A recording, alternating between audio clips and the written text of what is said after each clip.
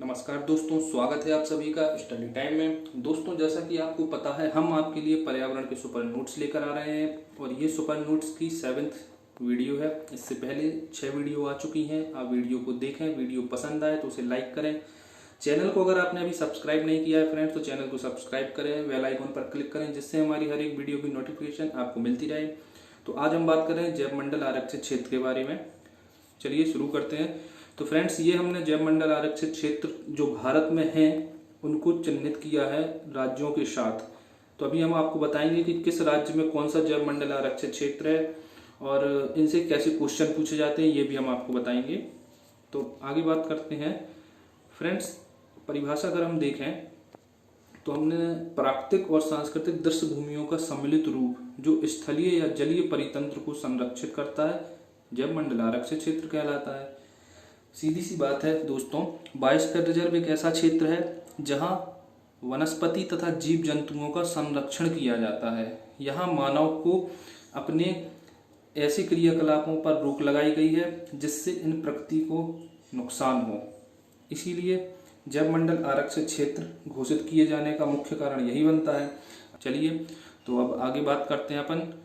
जैव मंडल या biosphere reserve का सर्वप्रथम प्रयोग किया था एडवर्ड शुएस ने 1971 में यूनेस्को द्वारा man and biosphere programme MAB programme शुरू किया गया। यहाँ जैव मंडल आरक्षित क्षेत्रों की स्थापना की बात की गई। तो भारत में कुल 18 जैव मंडल आरक्षित क्षेत्र हैं, जिनमें से 11 यूनेस्को के MAB कार्यक्रम के अंतर्गत शामिल हैं। दोस्तों, अब बात यहाँ आएगी कि MAB प्रोग्राम जो ये यूनेस्को द्वारा चलाया गया, इसमें भारत ने हिस्सा लिया। अब जब भारत ने इसमें हिस्सा लिया तो भारत के जो अपने बायोस्फीयर रिजर्व हैं तो उनको यूनेस्को के द्वारा चिन्हित किया गया। तो ये देखिए, जैसे ये हिमाचल प्रदेश में बायोस्फीयर रिजर्व है, ये कोल्ड रेगिस्तान है। यहाँ पे हिमाचल प्रदेश में कोल्ड रेगिस्तान बायोस्फीयर रिजर्व है। और ये जो उत्तराखंड है, यहाँ पे नंदा देवी बायोस्फीयर रिजर्व है। अब अंतर ये है फ्रेंड्स, जो ये लाल पेन से हमने यहाँ लिखे हैं और ब्लू पेन से लिखे हैं, तो आप देखेंगे कि ये जो रेड पेन है इनको यूनेस्को द्वारा चिन्हित किया गया है, ये वो हैं। तो जो सिक्किम में है खांगचेंगजोंग या इसे कंचनजंगा भी कहा जाता है, ये भी यूनेस्को द्वारा अपनी सूची में शामिल किया गया है। फिर अरुणाचल प्रदेश में बायोस्फीयर रिजर्व है देहांग और देवांग। तो क्वेश्चन यही बनता है कि देहांग देवांग बायोस्फीयर रिजर्व कहाँ है, तो ये अरुणाचल प्रदेश में है। असम में फ्रेंड्स 2 बायोस्फीयर रिजर्व बनाए हैं, मानस और डिब्रू साखोवा। फिर देखते हैं मेघालय में, तो मेघालय में नोकरेक नाम का बायोस्फीयर रिजर्व है। पश्चिम बंगाल में सुंदरवन बायोस्फीयर रिजर्व है दोस्तों। उड़ीसा में समलीपाल बायोस्फीयर रिजर्व है। बात की जाए आंध्र प्रदेश की, तो यहाँ शेषचेलम बायोस्फीयर रिजर्व है। फिर फ्रेंड्स अंडमान निकोबार पर भी एक बायोस्फीयर रिजर्व बनाया गया है जो ग्रेट निकोबार है। फिर बात की जाए साउथ में तमिलनाडु, तो यहाँ मन्नार बायोस्फीयर रिजर्व है। केरल, यहाँ अगस्तमलाई बायोस्फीयर रिजर्व है। नीलगिरी बायोस्फीयर रिजर्व कहाँ है, तो फ्रेंड्स नीलगिरी बायोस्फीयर रिजर्व सबसे पहले बायोस्फीयर रिजर्व बनाया गया था और यह 3 राज्यों में है, कर्नाटक, केरल और तमिलनाडु। क्वेश्चन बनता है नीलगिरी किस क्षेत्र में फैला है, तो कर्नाटक, केरल, तमिलनाडु तीनों राज्यों में ये फैला हुआ है।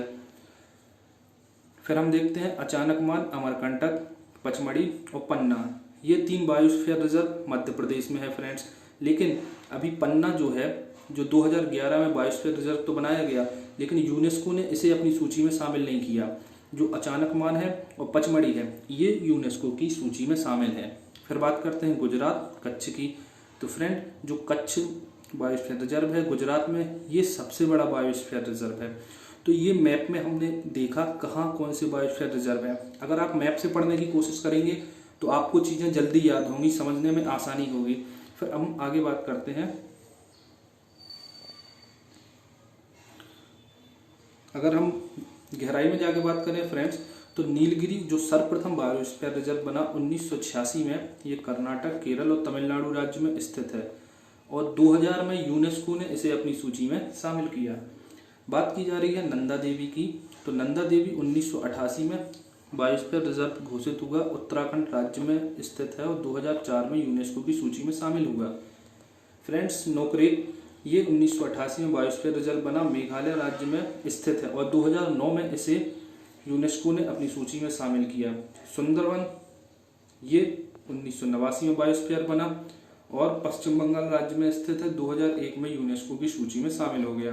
तो यहाँ आपसे क्वेश्चन ऐसे ही पूछे जाएंगे कि ग्रेट निकोबार कहाँ है, किस राज्य में स्थित है, कब ये बायोस्फीयर रिजर्व बना, यूनेस्को ने कब इसे अपनी सूची में शामिल किया। तो फ्रेंड्स, ग्रेट निकोबार 1989 में बायोस्फीयर रिजर्व बना, अंडमान निकोबार में स्थित है ये और 2013 में यूनेस्को की सूची में शामिल हो गया।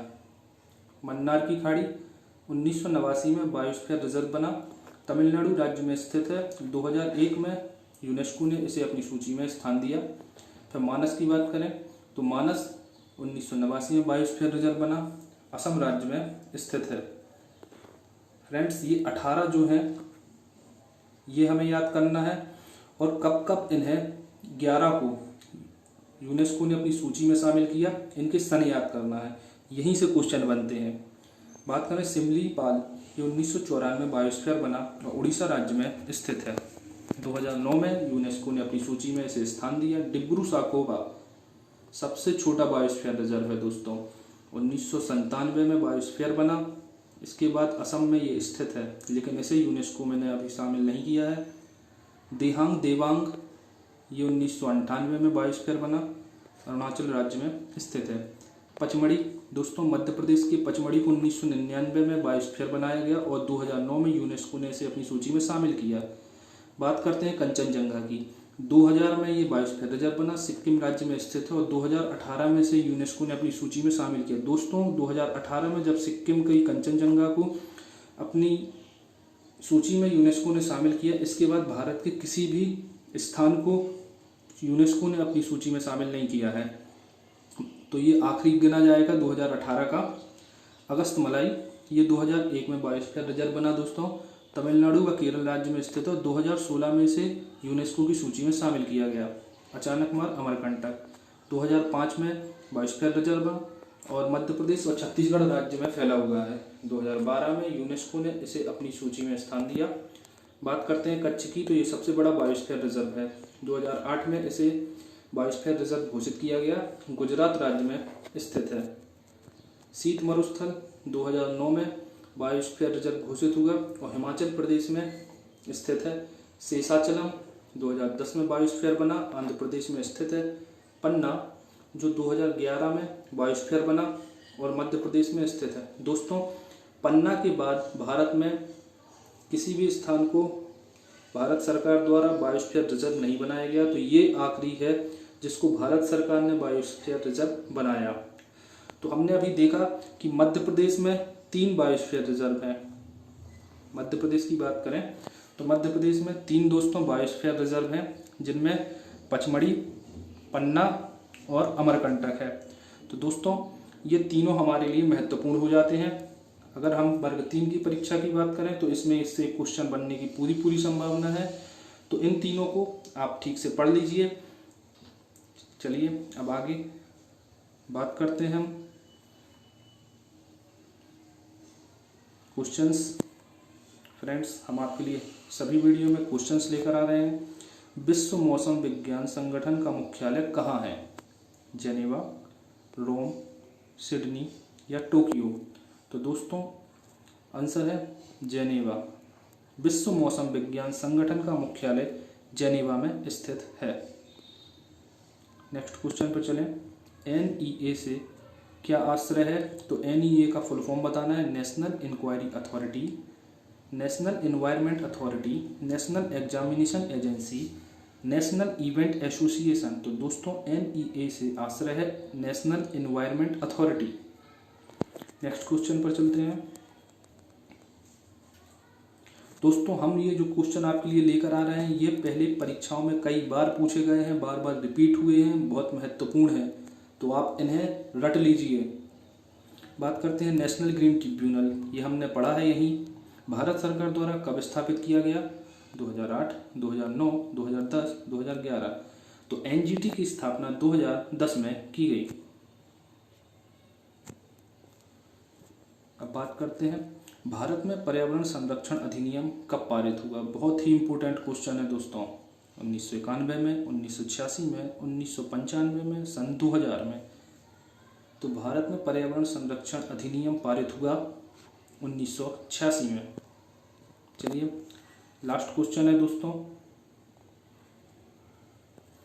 पर्यावरण सुरक्षा अधिनियम EPA को अन्य किस नाम से जाना जाता है? छाता विधान, छड़ी मुबारक, पर्यावरण विधान या इको संरक्षण नियम? तो दोस्तों पर्यावरण सुरक्षा अधिनियम EPA को छाता विधान के नाम से जाना जाता है। तो दोस्तों आज हमने देखा जैव संरक्षण आरक्षित क्षेत्र बहुत ही इम्पोर्टेंट है, पेपर में हमेशा पूछा जाता है इनसे।